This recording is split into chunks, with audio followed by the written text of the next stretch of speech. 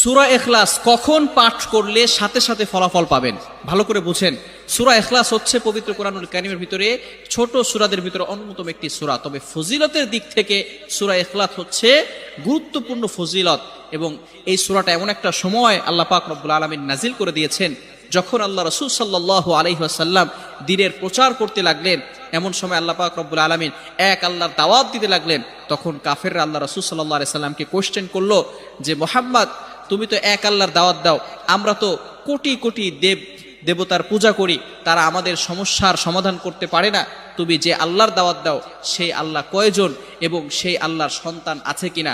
সাথে সাথে আল্লাহ পাক রব্বুল আলামিন এই কাফেরদের প্রশ্নের উত্তরে আল্লাহ রাসূল সাল্লাল্লাহু আলাইহি সাল্লামের কাছে এই সূরাটি নাজিল করলেন, কুল হুয়াল্লাহু আহাদ আল্লাহুস সামাদ লাম ইয়ালিদ ওয়া লাম ইউলাদ ওয়া লাম ইয়াকুল লাহু কুফুয়ান আহাদ।